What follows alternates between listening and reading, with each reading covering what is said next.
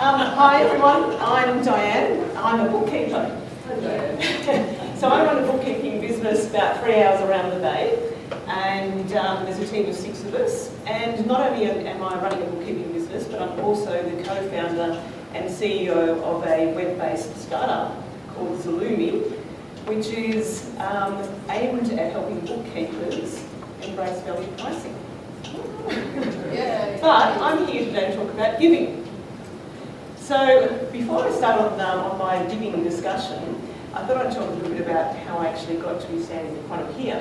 So I also do a podcast. My podcast is called The Bookie, me, and the Beano being my accountant trade. And as a Bookie and Beano podcast, we talk about things to do with bookkeeping and accounting and our clients, and the different aspects of that, which are pretty cool.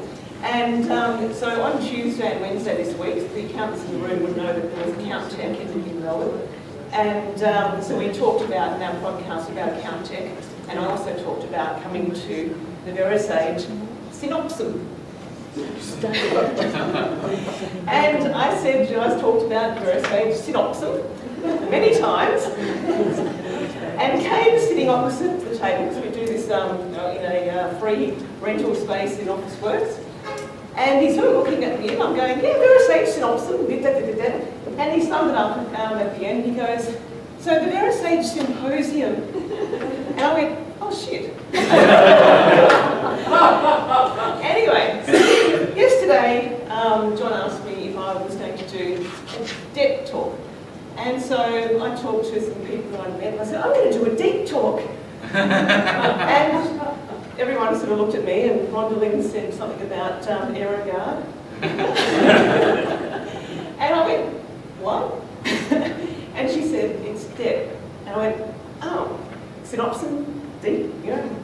At the end of the day, I do things a little bit differently. And I still get my message across. So that's one of the lessons. But let's go back to our giving. So I met Paul probably 3 or so years ago at a bookkeeping conference. And he gave a talk very similar to what you heard today, but it wasn't quite so refined and developed because B1G1 was 3 or so years younger. And when I first heard it, I had my BFO, my blinding flash the obvious, where I went, oh my God, this is what I've been looking for about the last 5 years. But I didn't know what I was actually looking for until it was presented to me. But one of the things about that was that it was made so easy for a business to actually give and have impact and have purpose and actually do it all with the benefit of assisting people around the world and making a better team. And so I went up to Paul, as a few of you have done today, and I said, I'm in. And so what we did was we had Paul's website, Paul and Masami's website, and so when I went back to my business, as I said, there's 6 of us, and I said, I've just had this incredible, insightful revelation. Gosh, that went quick. And we're going to do some impactful giving and explain what it all was. So every month we donate a part of our revenue to B1G1 Worthy Cause.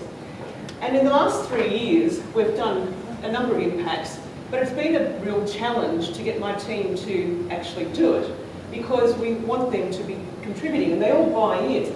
But then once we got the 17 sustainable goals,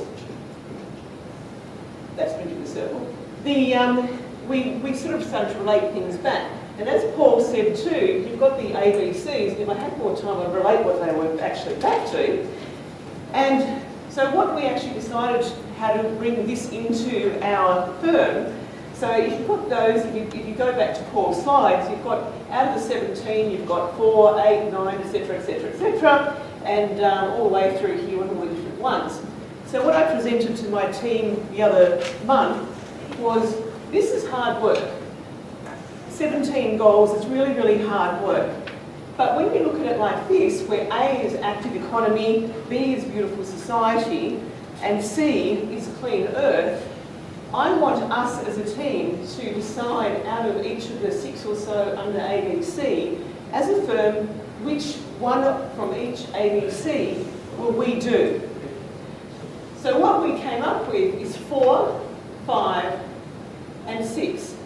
So 4 being quality education, 5 being gender equality and 6 clean water.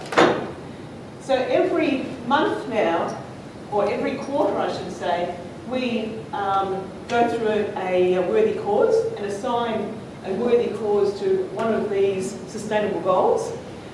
And then in our team, when we do BASL compliance or when I do training with clients or things, we put a pebble in a jar.